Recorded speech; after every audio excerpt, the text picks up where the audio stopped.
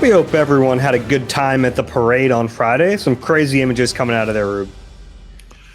Yeah, I hope Nolan Smith's feeling okay by now. Yeah, he got after it a little bit, huh? Yeah, he did. He gets after it on the field. He gets after it off the field. It was a good time. I was down in South Philly walking around a little bit. Got offered quite a few beverages, turned them all down. Really? There were a few times I walked by this one guy. He offered me a beer. I said, no, I'm working. Then he saw me again and offered me again. And I was like, oh, that time I thought about it for a second, but still turned it down. It was fun, though. It was a good time. They deserved it. I mean, I don't know if I would have that ability to resist like you did. So good for you. This is the Eagle Eye Podcast presented by Nissan. Reuben, Frank, and Dave Zangaro. Restraint is the word I was looking for. Restraint. Yeah, definitely restraint. A lot of fun images coming out of the parade. Yeah. Look, the team deserves it. And they partied hard right after the game, and they kept it going for that entire week through Friday. It was fun. And look, I was kind of curious what the parade would look like this time because it's not the first one anymore, right? Like we knew when they won their first Super Bowl, it was going to be wild. What was it going to look like the second time? It looked exactly the same. Yeah, and I really thought it gave people a real sense of the connection between the fans and this team. And I think that's what kind of makes this team unique. There really was a bond between fans. And I mean, I guess there always is to an extent when you're winning. But it was really cool to see. And you really felt it. And I was just watching it on TV, but you really felt that connection. And there's definitely a bond between this team and these fans. And you just saw it from the start of that parade to the end. We have a busy podcast for you guys today. And I've been getting a bunch of questions about what our schedule is going to look like in the off season. Some people jonesing for a pod. It's going to look like it normally does. A Tuesday pod, a Thursday pod. If there's any kind of breaking news, we'll bring it to you. We're not going to withhold those kind of podcasts. But yeah, we don't have the Sunday pod anymore. That's all. Yeah, unless they play. If they schedule a game for middle of May on a Sunday. But it's crazy how when you're in the Super Bowl, how quickly the combine, free agency, the draft, they just kind of get there really quickly. And, I guarantee Howie after that parade went back to his office and started working on college players because they just don't have a lot of time. Now the scouts have been, the college scouts have been busy on that stuff for months now, but they got to squeeze a lot of work into a unusually short amount of time. And, the draft is right around the corner. Free agency is just a few weeks away. So they have a lot of ground to make up in a short period of time. He probably had to stop by the nurse's office first to get that forehead taken care of first. Well, they do have a trainer in the building, so maybe just went there. But yeah, that was how he handled it well. It was a badge of honor for him. Yeah, I mean, very funny for him to get hit in the forehead with a beer and then get up in front of the microphone and say, "I bleed for this city," which he apparently has filed for a trademark on that. No. Yeah. I respect the opportunistic Howie Roseman there. That's kind of ridiculous, but hey, that's Howie. It is kind of crazy though. And you don't have to tell me, I was mapping out our off-season plan and I'm going, man, there aren't enough weeks to get all of the content we normally do fit in here. We're talking about stay or go. We're normally in the thick of stay or go right now. But when a team makes a Super Bowl run, especially now with the 17 game schedule, you're deep into February. It's February 18th as we're recording this. Free agency basically starts March 10th. Yeah, it's just a couple of weeks away. Yeah, the legal tampering period, March 10th. And so a lot of these decisions are coming up very soon. And we'll see if the Eagles' decision to not sign anyone to extensions during the season pays off. I think Howie knew that there were some risks involved in that. He thought the payoff will be greater. And yeah, they won a Super Bowl. So I think he's probably feeling pretty good about it, but some tough decisions coming up. Yeah, no question about it. A lot on this pod. We have emails coming at the end. The email inbox is still flooded. The last time I checked, there were over 100 that I haven't read. Wow. So yeah, getting backlogged there a little bit. So be patient with us. We'll read as many as we can. Today, we also want to go through our season predictions, our fun season predictions from before the year. Rube has tallied those up, and I'm assuming we have a winner. Do we have a winner? We have a winner. Okay, good. We'll get to that in a little bit. But first, let's start with some coaching news, because this is kind of the one unsettled thing the Eagles have before free agency. They don't have an offensive coordinator, and they're in danger of losing some coaches to Kellen Moore and the Saints. Yeah, and this is one of the problems with losing a coach. He's going to want to take coaches with him, and if a guy's under contract, which these guys are, it's got to be for a promotion, but that's pretty easy to do with the way you can kind of finagle titles. So we do know that TJ Paganetti has definitely left to join Kellen's staff in New Orleans. And he's an interesting guy. I joke about him just because his career has been so crazy. He's a guy that Chip initially brought in here, Chip Kelly. He actually was at Oregon with Chip. I think he was a graduate assistant on Chip's staff, and played at Oregon. And he came here, and then he left. He went back to Oregon, and then Chip gets fired, and then Doug hires him back. Doug, who wasn't here under Chip, obviously, he was in Kansas City. So then he's been here ever since. So he's got 2 Super Bowl rings. Jeff Stoutland and TJ Paganetti, the only coaches who've been around for both Super Bowls. He's had a different title every year. He's worked with O-line. He's worked with tight ends. I think he's worked with running backs at some point. But he's got to be doing something right. And he certainly impressed Kellen in their 1 year together. We don't know the title yet. I don't think we have a title. We don't know exactly what he'll be doing. But we do know he's a guy that Chip, Doug, and Nick all liked enough to keep. So that's unusual in itself. So he'll join Kellen Moore down in New Orleans. That was Nick Underhill who reported that. Nick really plugged in with that Saints team. Also reports that it looks like Doug Nussmeier is the favorite for that OC job. I'll tell you what, Nick Sirianni does not like when his assistants leave and try to poach his staff. Kellen's sniffing around a lot of these coaches. Yeah, and I mean, there's only so much you can do. You can block guys in some cases for a lateral move. You can't block a guy to get a promotion offensive coordinator. And, Nuss, I mean, we go back to Jalen and all the different coaches he's had. And, between position coaches, coordinators, play callers, I mean, he's had like 20 different coaches. And, you throw in like all those pieces when, Doug's last year, and you had another like 10 of them. I mean, like Andrew Briner, like just all these guys. Marty was here for a year with so the wise old owl. Yeah, it's been a lot of moving pieces for Jalen. There's going to be a lot more here in the coming weeks. Yeah, and I think Nussmeier was the one we all kind of assumed would leave with Kellen. He's been with him in a bunch of different stops, but then Jamal Singleton reportedly interviewed for that OC job, and he's someone we've talked about very highly before. And then Christian Parker, the defensive backs coach, interviews for the DC position, which, like, those 2 coaches are guys that, man, we've talked about a lot. The Eagles don't want to lose them. Yeah, and they're 2 guys I spent a lot of time with Super Bowl week down in New Orleans. Really, really impressive. You can't leave a conversation with Christian Parker or Jamal Singleton without thinking these guys are on a fast track. They're going to be very successful every step of the way up to the top. And then you hear the players. I mean, you hear Saquon talk about Singleton, and I mean, I asked him about him I think it was that Friday before we left for New Orleans in the auditorium at the NovaCare, and he just raved about him. He said, I wouldn't be having the season I'm having without him. And you did a story, I think back in October or November, just on what makes them click together and that coaching relationship. And then you just see, like, at practice, the work that they put in together, even before games. I mean, really intense stuff.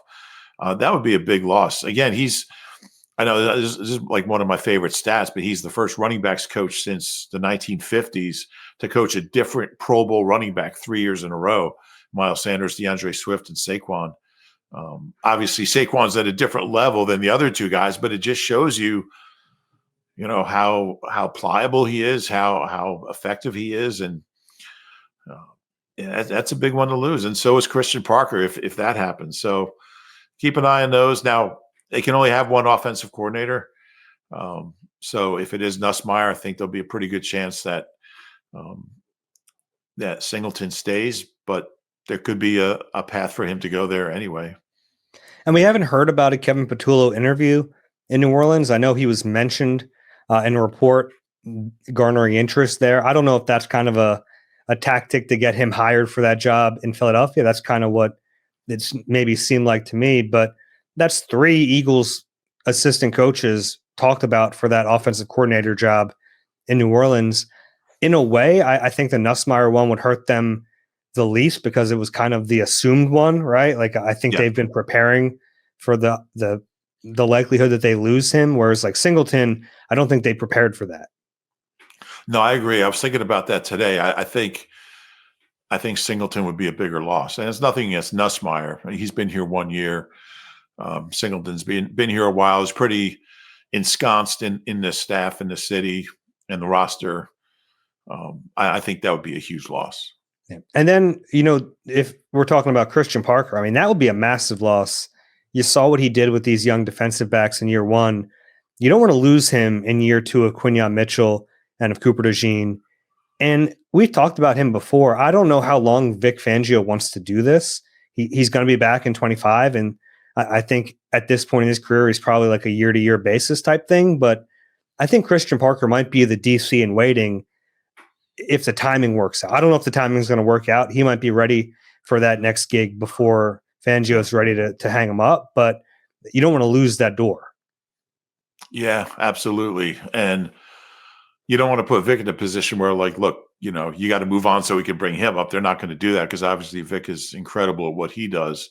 But yeah, that's tough. If you're Christian Parker and you start getting offers to be a DC, do you wait? Do you wait for Vic? And who knows how long he might want to coach 2 or 3 more years. I don't know. I hope he does. And so it's a tough position for Christian Parker. I mean, the offers are going to keep coming in, I would think. Now, obviously not this offseason. People have their coaches in place, but the job he did with that secondary is remarkable. And those 2 guys, but everybody just played great. So that would be a tough one as well. Yeah, you watched that secondary, and I mean, the first thing you thought was this is a well-coached secondary. Like how disciplined they were with their eyes, how smooth they were in passing off zones. Like that's all coaching. Now the players deserve credit, but I thought they were really well coached this year. Yeah, I totally agree. And I think you say the same thing about Saquon and the running backs. And both would be huge losses. Both would be tough to replace. Rank them. Those 2? You can add in Nussmeier, the 3 that have interviewed. I'd have Nussmeier 3rd. Between Singleton and Christian Parker, man, that's a tough one. I wouldn't insult either by saying they're number 2. I just think they would both be huge losses. I can't rank them. Mr. Rankings ranks everything in the world, doesn't want to rank this. It's an impossible question. Like, how would you rank them? I think I would go Parker 1, Singleton 2. You're such a hater. Singleton finds out, he's not going to be happy with you. I think Saquon will be okay. Yeah. I think these D-backs will be okay if Parker leaves, but yeah, they'd both be huge losses. You're probably right. I think I'll go Parker. I'll go Singleton just because you went Parker, but yeah, they're really, this whole staff was terrific. And when you have success, your staff changes. That's just the nature of the beast. And it happened to Andy. He started losing all his good coaches, and Chip didn't lose his coaches. They just became Doug's coaches. But it's going to be a different looking staff next year. No doubt about it. Yeah, a little bit. And we'll see what happens there. We'll keep you guys updated on all that news. Reuben, it's time for our preseason predictions. Like kind of fun prop bet like predictions from us. You have the list in front of you here? I do. So number 1, I think we did 10 of these. Number 1 was Saquon's scrimmage yards. Dave's sick. I hope everyone appreciates that Dave's doing the pod today because Dave's sick. He should be. If you're listening, you might not notice. I keep pausing or I keep muting myself to cough, and I have tea here. I have cough drops. I'm trying to get through it here. All right. Number one, Saquon scrimmage yards. I went 1558. You went 1474, which both seem embarrassingly low now. 2283 at 2205 rushing and only 278 receiving. So I was a little bit closer on Saquon. So I'm up. And that's embarrassing for me because I think I was higher on Saquon going into the year, and then I picked a lower number than you. Yeah. Yeah. You're going to be kicking yourself over that for a long time. Yeah, neither of us had him becoming the 9th player in NFL history to rush for 2,000 yards. So, well, I actually did. I just had him with minus 450 receiving yards. Number 2, Jalen Hurts rushing plus passing touchdowns. I went 38. You went 40. He had 32. I think it was 18 passing, 14 rushing. So I was off by 6. You're off by 8. So I'm up 2-0 here. This doesn't feel good. Okay. Number 3, AJ plus Devontae receiving yards. We were both high. Now they both missed a lot of time, a significant amount of time. So it's understandable. Yeah, I wonder if we were on, like, if it was on, like, if we did it on pace, if they pretty much our numbers. Yeah, we're pretty close. If they played 16, 17 games, but I went 2504. You went 2549. So we were both very close, but a little bit closer to me. So I'm up 3-0 here, Dave. Wow. Yeah. And it is crazy. It's like they missed time this year, but then they both ended up being healthy at the end of the season. And with AJ, that was a bit of a question, if you remember. It was. That was that knee injury. I mean, there was a moment where we thought that knee injury was going to like cost this team their playoff run. Yeah. Yeah. And I still don't think he was 100%, but he was very good down the stretch in the postseason. We were talking to Landon. This is off topic after on locker cleanout day, and he was talking about his playing hurt, and somebody said, "You're going to need surgery." He's like, "Oh yeah," and it's just like totally matter of fact. And he's like, "What do you need it for?" He's like, "I don't know. I'm just going to need surgery to fix everything." It's like he said, it's like when your car breaks down, you take your car into the mechanic. You don't know what's wrong. They're going to tell you, and then they're going to fix it. He said, that's I'm the car, and they're taking me into the mechanic. Dallas got her touchdowns. We both said 4. He had 2. Only had 2, and this is regular season. So that's a push. So also missed time this year. Yeah. Missed a lot of time. What did he play? 10 games? He played, I believe he played 9 he played in that Giants game. Right? He played in that last game. That's when I said it like a question, but I knew it was 10. Yeah. Yeah. That's good. Yeah. I was going to say something, but I won't. Number 5, total sacks by any 2 players that you pick. This is where you start your comeback, Dave. You went Sweat plus Carter, 21. They had 12.5. Okay. So I went Carter plus Huff. Oh, yeah. They had 7. I said 18.5. So you're closer. So it's 3-1 now, or 4-2 if you count Goddard 1 each, I guess. The next one was similar, total interceptions by 2 players you pick. You had CJ and Q. This is regular season. You said 7. They had 6. They were all CJ, which is kind of weird because Q had 2 in the postseason. I picked Slay and Reed Blankenship. Reed had 4. Slay didn't have any during the regular season. I picked 7, so you were closer. So you're 1 behind now with 4 to go. The next category, this is kind of comical. Jake Elliott, 55-yard field goals. Oh, God. That would be nil. I said 3. You said 2. So I'm winning off a lot of technicalities here. Yeah, so we're tied here going into the final 3. By the way, tiebreaker. It was great to see Jake celebrating at the parade. Yeah, he deserves that, man. Like, after the season he had, to have the Super Bowl he did, you give him all the credit in the world. And like, we had a question on the last pod about if that was enough to like stick with him. Like, absolutely. The craziest stat of the year may be in the Eagles' first 20 games, he made 3 field goals of 48 yards or longer.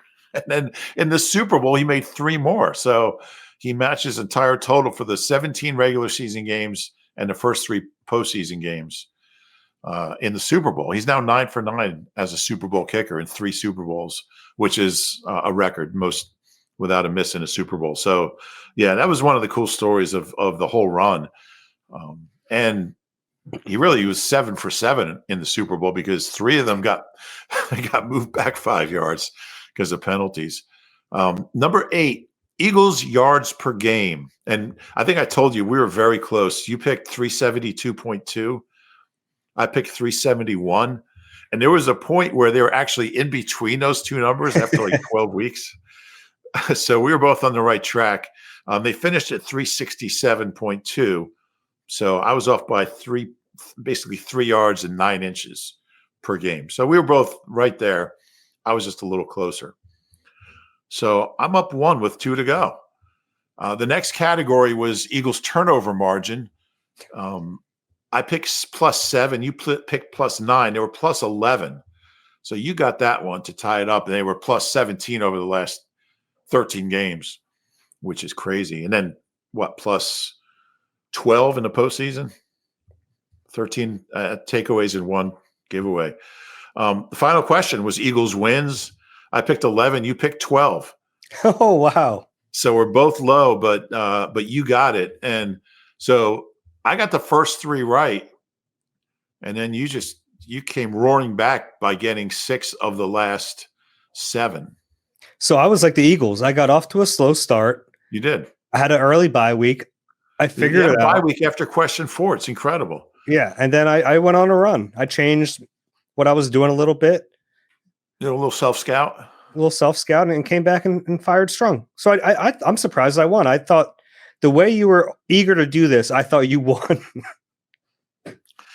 No, I'm always eager to do it because I think there was one year we forgot. We ended up doing it like in March. The tiebreaker was Eagles points. They had 463. I said 489. You said 481. So you're a little closer on that. So if it was tied, you would have won anyway. So there you go. Okay.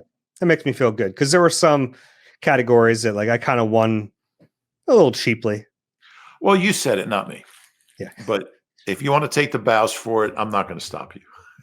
I mean, the most amazing thing is that you hold on to that and then we remember to do it. I mean, that's the least likely part of this whole endeavor. I think you had a copy this year, though. I sent it to you. I did. It's in my email somewhere, but you remember to do it and you had it ready, and I appreciate you for that. Yeah. Well, I also appreciate that was a lot of you talking because I needed to save my voice. And we'll get to the questions on the other side. You deserve a car that thrills you, a car that puts goosebumps on your goosebumps. At Nissan, we've got everything from turbocharged SUVs to 100% electric vehicles that'll make your heart beat faster. Experience the thrill for yourself and shop your local Nissan store and nissanusa.com today. All right, we're back on the Eagle Eye Podcast presented by Nissan. He's Reuben Frank. I'm Dave Zangaro. It's email time. And if you have an email for us, send it to eagleeye@NBCUni. That's NBCUNI.com. QR code on the screen. You can scan it and send us a question that way. Like I mentioned, we have so many that I'm sorting through, trying to get through them. It's a lot. So if you don't hear yours read for a while, just know that we're trying to get to it. The first one today is from Max. Hi, Dave and Rube. First off, thank you for another fantastic season of Eagle Eye. The daily pods were a highlight of Super Bowl week. I know you guys will have pods throughout the offseason, but I'm already starting the countdown to the training camp daily pods. Where does this Super Bowl win put Hurts on the all-time list of Eagles QBs? I know you guys had mentioned last week that you didn't think it would be possible for him to catch Donovan quite yet, but with another fantastic Super Bowl performance and his first Super Bowl win, I think the equation changes. Personally, I think Hurts is officially the best QB in franchise history and will only ascend from here. Yeah, I can't disagree with that.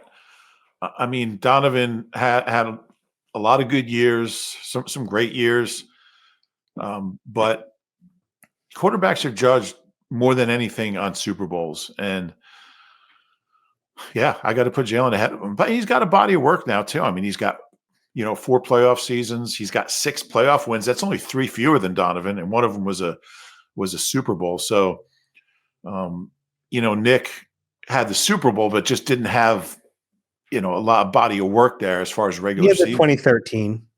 Yeah, a great year, 10 games. He wasn't even the starter at first. So I think you got to put Jalen on top. I think what really stands out about Jalen is that 3 of the best games we've ever seen him play were Super Bowl 57, the NFC Championship game this year, and Super Bowl 59. He didn't need the NFC Championship game. He didn't need to play well in the one before 57. But I have no doubt that he would have had a great game if he needed to. I think that matters. And I don't mean this to be a shot at Donovan, but I think there were moments where Donovan didn't play his best in the biggest moments. And that's not the case with Jalen. I mean, Jalen shows up in these big games and he has his best performances. Yeah, I think that's a great point, and it's a great distinction. I think it's true. I mean, I'm a big Donovan guy, but 03 he was hurt. He needed surgery. He's playing hurt in that Panthers game, but yeah, and yeah, I agree. And I think that does set Jalen apart. I mean, he's the most accurate quarterback in Super Bowl history. I mean, the guy's completed 73% of his passes in 2 Super Bowls. I mean, that's elite right there. And just the pressure on these guys in a Super Bowl is unimaginable. He doesn't feel it. I don't think he senses it. I don't think pressure is meaningless to him, I think. But to be able to raise your level in the biggest game of the year when the stakes are the largest, it's pretty special. And the pass or the completion percentage is really funny to me because after 2020, when he got that stretch of 4 games to start at the end of the year, 52% completion percentage, and everyone is wondering, man, is this guy going to be accurate enough to be a quarterback in this league? And now he's the most accurate passer in Super Bowl history. Yeah, I think I remember writing a story after those 4 starts, and the last one, I think, is that when Sudfeld replaced him. Yeah, I think so. I think that was Sudfeld. There were a lot of encouraging signs, though, in those 4 games. If you look back, he did some really good things, and you could kind of tell there was something there. I mean, that season by the end of that year, it was a mess. So to be able to rise a little bit above that slop, it wasn't an easy thing to do. I think it's interesting to look back at those 4 games and kind of, what I've said, he'd go to 2 Super Bowls in the next 4 years and win one of them. Probably not, but you could see there was something really good there. Yeah. And look, even if you don't have him as your number 1 QB in franchise history now, and I think that's a valid take. Like Donovan had such a long period of success here that if you want to have him ahead of him, like I understand that. He's going to get there, even if he's not in your eyes right now. But really, Donovan, I mean, it was really 2000 to 2004. That was Donovan's, and Jalen's, he's kind of 1 year less than that period. But, and then, Garcia was 06, 05 and 07. He was hurt. 08 wasn't a good year, but they got hot at the very end and had a good postseason and made it to the NFC Championship game and lost in Arizona. And then 09 was his last year here. He had a good regular season, but obviously was terrible in the postseason against Dallas in Dallas. So it was really like his period of being an elite quarterback was really 2000, 2004. So, I mean, the difference isn't huge as far as the kind of elite period for each of them. Yeah. All right. Next question is from Alex. Hey guys, been watching the podcast for about a year and a bit now. You guys are great and give a lot of insight into how the behind the scenes of sports work in the US, as it's a lot different to here in the UK. My question is, when did you feel like the game was over? I felt like the game wasn't over until I saw Gatorade come out while some of my friends started popping champagne basically at halftime. Would like to hear your guys' thoughts on this. I think for me, it was the Cooper pick six. Oh, wow. I mean, that was early. It made it 17-0, but it was like, you know what? They're not coming back from this. And then, like, you kind of, you're aware of other, big Mahomes comebacks and stuff, but that defense was playing so well. It was only a couple drives at that point, but did I think it was over? No, but I thought it was about a 95% chance at that point they were going to win the game. That's when I started writing my 10 obs. It was after that pick six. I was like, you know what? I'm not wasting my time here. Yeah, things felt good then. Like you felt like they were going to win, but I wasn't ready to walk down to the field. You know what I mean? Like I think the Devontae Smith long touchdown was game over. Like that, obviously they were up 34-0 in the Super Bowl. That's ball game, but like that was the dagger to me. Yeah. That video of Nick imploring Kellen to make that call is incredible. I love that. And Nick deserves credit for that because I think you look back to Super Bowl 57 and he wasn't aggressive enough. And I think that like that is probably in Nick's nature inherently. Like he's not a super aggressive coach. Now he's forced himself to get out of that bubble. He knows what the Eagles want. He knows it makes sense to be aggressive, but in a key moment like that, to want to be that aggressive, I think says a lot about how far he's come and how much he learned from his mistakes in the last Super Bowl. Yeah, I wrote about that in my last 10 obs, just that he really kicked himself for being too passive in that Super Bowl 2 years ago. And I was really curious to see how he would, I would say, compensate for that, or how, what would be different this year. And he sure was. I mean, I think 2 years ago, he doesn't call that play, or he doesn't tell Kellen to call that play. It also shows you that he's still involved in the offense to some extent. So yeah, that was an answer to that question, right? Yeah. Hopefully he doesn't take that and say, hey, I should be calling plays next year. Yeah, I don't think he will. I think he understands what his role needs to be for this team to be successful. I agree. All right, next one is Dan from Berks County. Dave and Reuben, listening to the podcast since COVID. Wait, I don't understand. Why is he? It's just Berks County. I want to know where he is. Is he in Reading?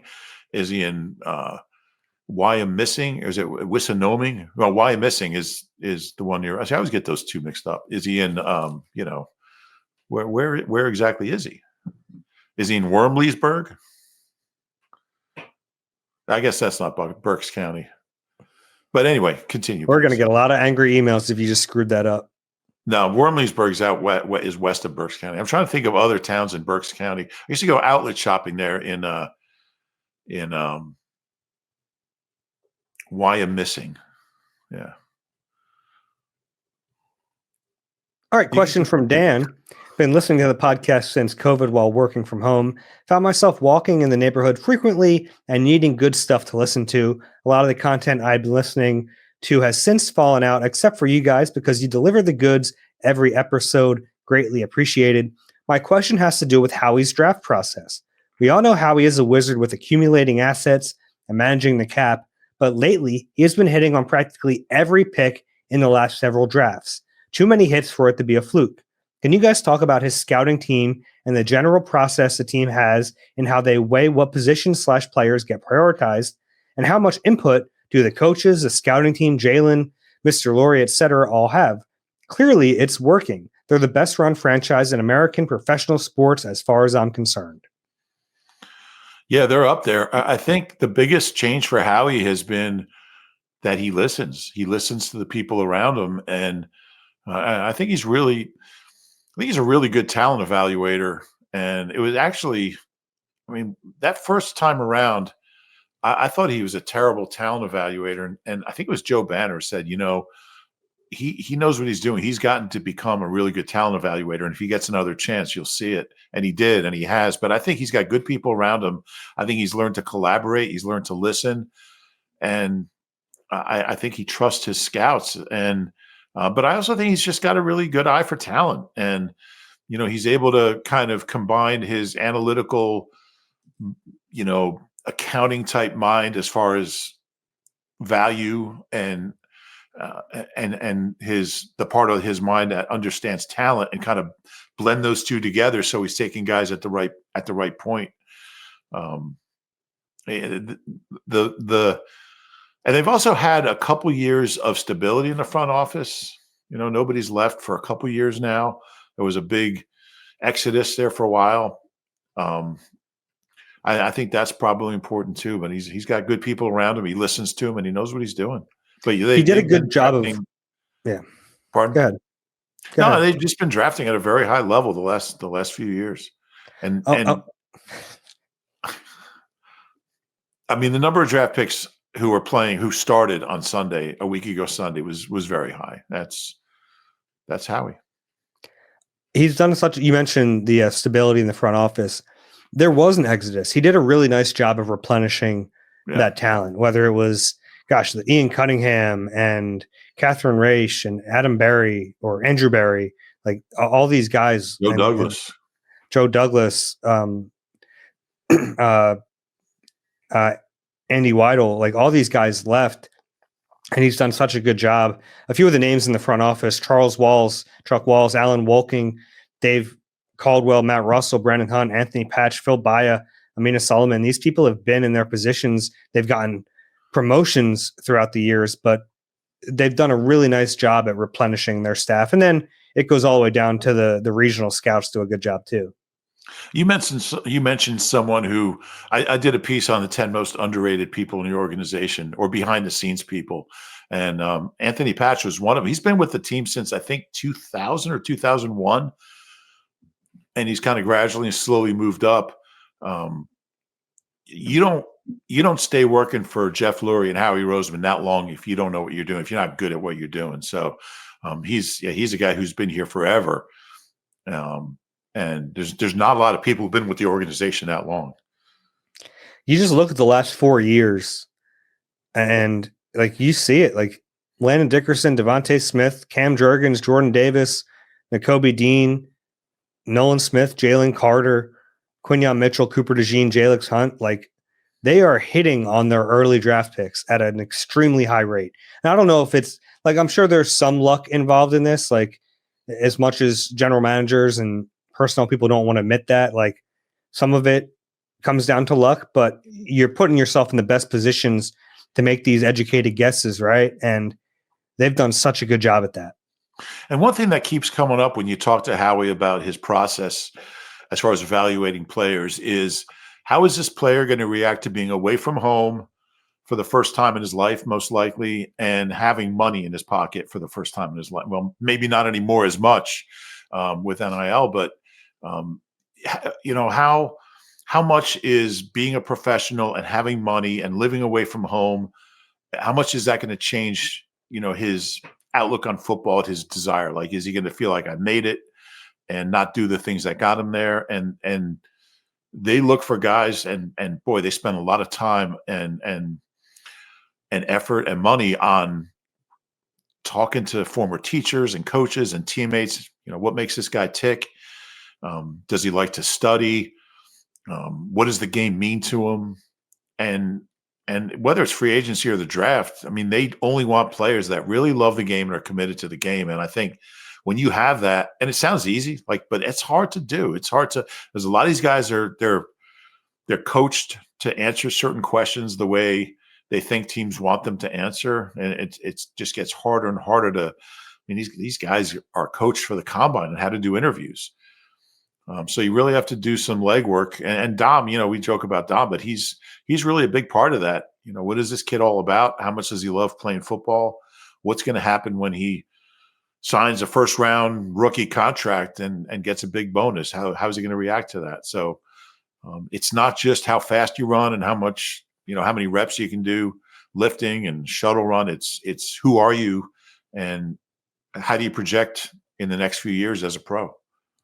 And then like the flip side of that is you need to be able to have the culture to, if there is a question about a player, to make sure that he's going to fit in well with what you're doing. And I think Jalen Carter was a really good example of that. Yeah. Obviously a lot of questions in that draft about him and his character and all that.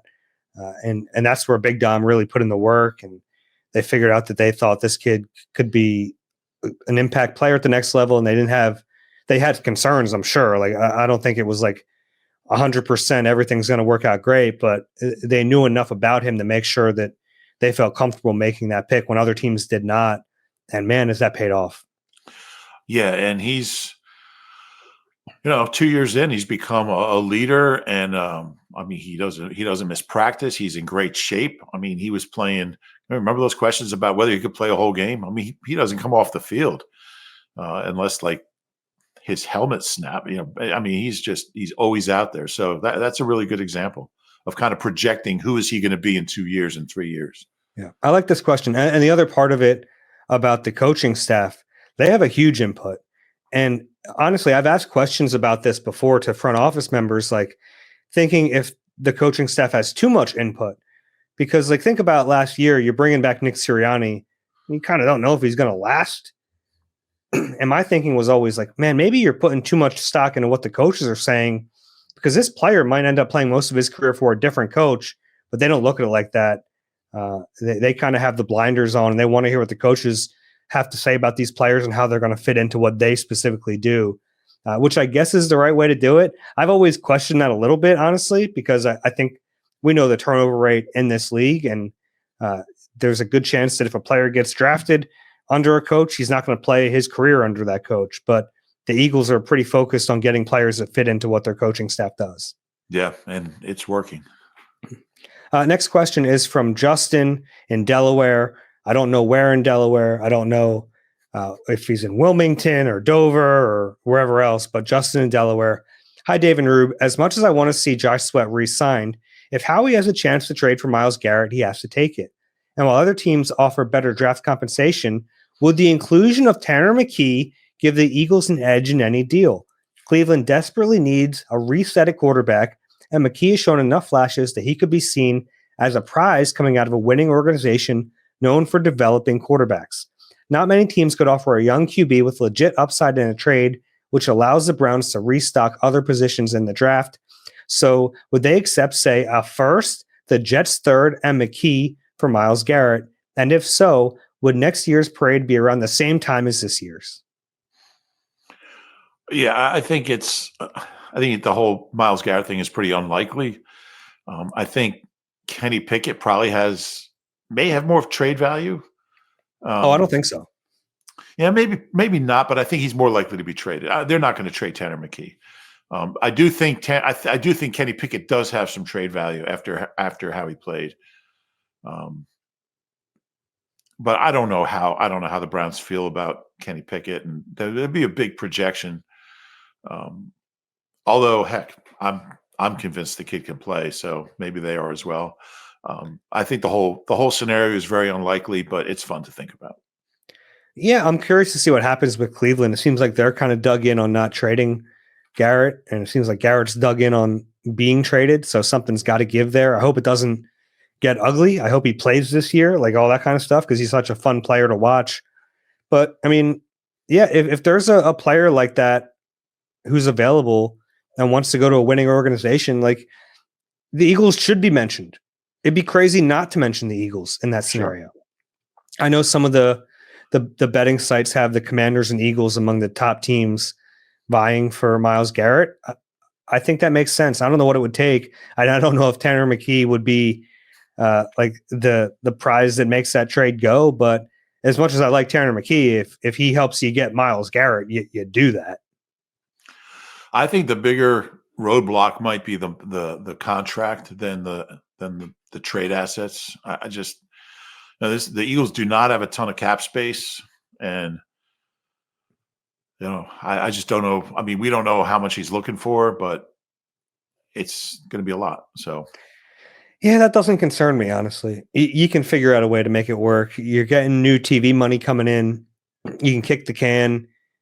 The Eagles are really good at. You know what's funny, by the way? The franchise tag window is open, and we didn't even mention it because it's just something the Eagles don't do. They haven't done it since 2012, because that is not a way to wisely manage your cap. That is a 1-year lump sum in that year, in a world where the salary cap rises every single year, and it's like completely anti what the Eagles stand for in terms of managing the salary cap. True. Yeah. Hey, it would be fun to see him here. I know you've got a relationship with him. You guys are pretty close. So from that standpoint alone, I'd like to see it. But, Edge is the one area where you're looking at the offseason like they've got to be pretty active. So especially if Sweat doesn't come back. And it's kind of who knows what they're going to get from Bryce Huff. And I'm going to assume BG's not playing again, although who knows? I didn't think he'd play in the Super Bowl either. So, yeah. And I wonder how much Jalen Hunt really came on. He came so far during the season. He was really good by the end of the year. He had a really good Super Bowl. I mean, he was very active. You talk about improvement from game one in Brazil to the Super Bowl in New Orleans. And I don't know if there's anybody on the team that improved more than he did. He was inactive for game one, wasn't he? That's true. He was inactive opening day. Yeah. I mean, and then how many snaps did he play in the Super Bowl? Like 30 something? I might have that in front of me. I don't have it in front of me, but he played a lot. I try to keep a game book on my screen for at least a month after a Super Bowl because you just never know when you're going to need it. Jalen Hunt played 23 snaps. So 40. They didn't play a ton of snaps. I think they had 56 defensive snaps. And he played 23 of them. BG played 13. Nolan only played 30. He got banged up in that game, by the way. Nolan? Yeah, there was a long period of time where he came out and we never just talked about it.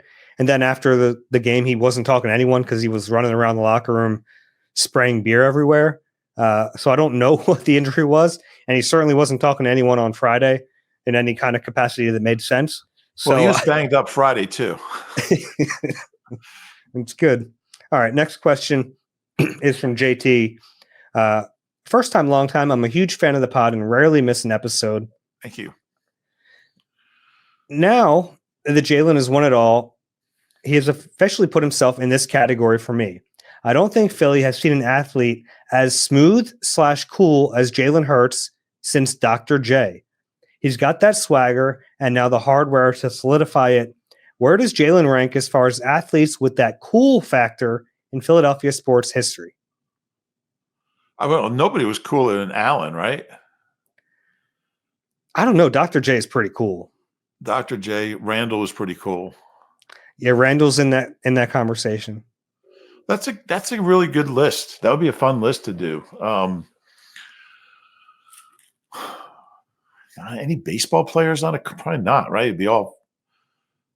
I mean, Schmitty maybe. I never got to see Schmidt play. J-Roll was cool. He was. That's a good one. I don't know if Chase was cool.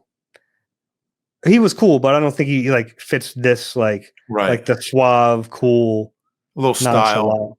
Yeah. We'll take submissions. But yeah, Jalen has that about him for sure. Who's that?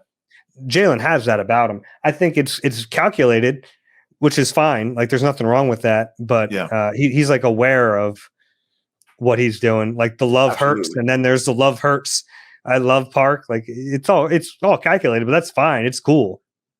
Yeah, but that's a good start to a list. J-Roll, Jalen, Randall, Allen, Doc. Yeah. What other Eagles would be on that list? Current Eagles? No, just Eagles that you've covered. I mean, I'd put like Jerome. Yeah. I'll think about that. How about kind of a little weirder one? Minshew was Shady. Cool. I'll put Shady on there. Yeah, Shady had that. Minshew was kind of cool like that. He was. Yeah. Yeah, we'll put him on there. It's a good list. Fun. Yeah. Next question is from Ken. OC, Frank Reich.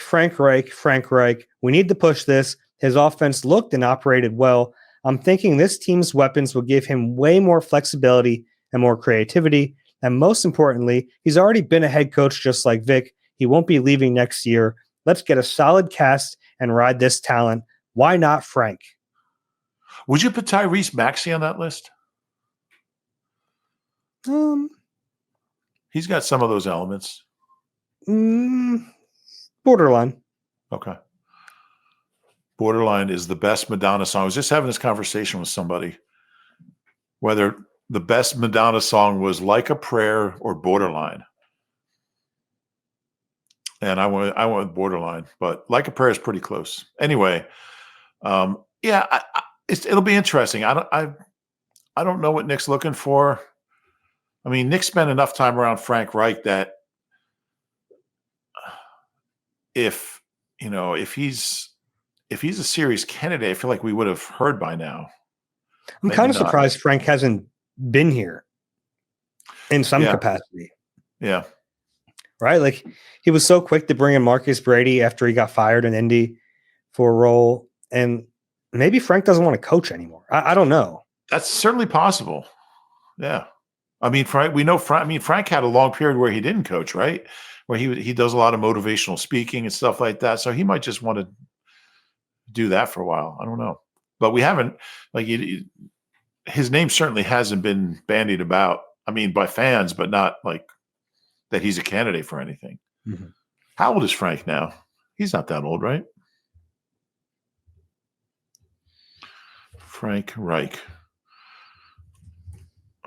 Frank is 63. He's still getting paid by Carolina, so it's not like he needs to work. Yeah. Yeah, I feel like if he was in the mix, we might have heard something, but I could be wrong. Okay. Next question is from Dylan. Hey, Dave and Rube. No question, just a fun stat.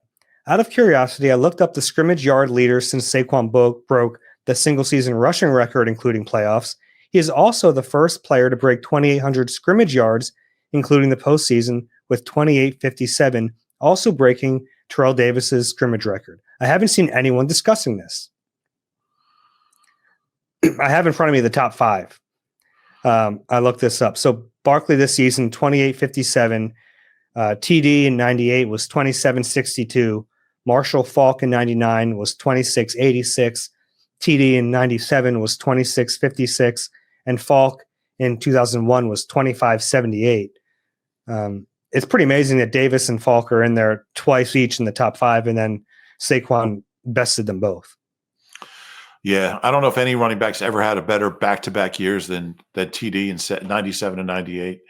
Of course, Faulk in 01, that was the year they beat the Eagles in the NFC Championship game in St. Louis.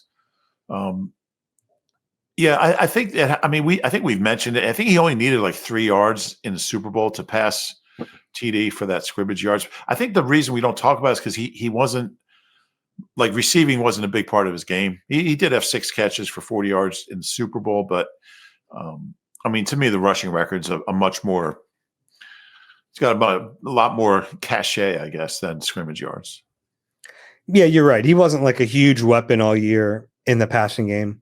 He has that in his pocket. He has that in his back pocket, but it wasn't like his rushing was what separated him this year. Yep. We'll take one more. This one's from Mark. Been a fan of the pod since the beginning. I recently listened to the podcast immediately after the Eagles drafted Jalen Hurts almost 5 years ago. It's really funny to look back and see both of your reactions to the pick, as well as the players you listed the Eagles should have taken. My question is, could either of you have seen this type of run coming with that pick changing the whole trajectory of the franchise? 6 playoff wins, 2 Super Bowls, 2 Super Bowl appearances with a win and an MVP. No, I mean, look, they had Carson at the time, so I don't think anybody was thinking that. We were starting to wonder a little bit about Carson and his future. I mean, this is before the 2020 season, so this is in the spring of 2020. I don't think anybody who tells you they knew that Jalen, I don't care if it's Howie or Jeffrey Lurie, there's no way anybody foresaw this then. I first started thinking maybe there was something there those last 4 games. I'll try to find that. I wrote a story after the season, just kind of projecting some of the good things he did. Threw a lot of good deep balls that first year under Doug. Did some really good things. So, but on draft day, I didn't get it. I don't think anybody did. It didn't make sense at the time. I was I remember finding out, a friend of mine texted me before it was even on the crawl that was the pick, and I just thought they were BSing me. It just didn't make sense, but here we are. Yeah, I think we've talked about this before, but that year, so we do these pre-writes for every possible first-round pick, which will be really tough this year with them at 32. But your first-round pick hit, so I was up in the second round when they drafted Hurts, and I was supposed to write something, and I didn't know what to write. Because it didn't make sense to me at the time. Right. And typically, Howie waits until the end of a day to speak to reporters. But because of how unique that selection was, he came down and spoke to us right after it to kind of explain how much they value the quarterback position. And they looked at him as, I think it was all BS at this point, but they felt like they needed to explain it because it was so out of left field. I think maybe if they tell you they thought he could be a starting quarterback and he could be a good quarterback in the league, yeah, I think that makes sense. He was a second-round pick. It wasn't like he was a sixth-round pick. But to get to this level and that we're already talking about him as the best quarterback in franchise history, like I don't think that was something they thought about. No, I think there's only been 3 second-round picks that have even won a Super Bowl. You know, it's interesting. The Eagles are the only team to draft 2 Super Bowl winning quarterbacks outside the first round in Wow. Jalen and Nick. Nick was a third-round pick. No other team's done that. Which I find really interesting. But it was years before Howie admitted that Carson's injuries were a big reason. Because remember that night when he talked to us, it's like, oh, no, we believe in Carson. We don't, he's healthy and we don't have any reason. But it finally, it was like 2 years later, he's like, our quarterback kept getting hurt. It might have been at the combine. I don't remember where it was, but it's a hell of a story, a hell of a unique story to come from where he was to where he is. It's really remarkable. If you have a question for us, it's eagle-eye at NBC Uni. That's eagle-eye at NBCUNI.com. QR code is on the screen. If you enjoy the Eagle Eye podcast, please do us a favor, rate and subscribe wherever you get your pods. If you're watching on YouTube, please click the like button and subscribe there as well. Rube, any final thoughts?